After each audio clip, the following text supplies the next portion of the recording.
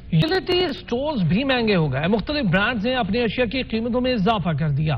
دودھ، چائے، کریم اور جوسز بھی شامل.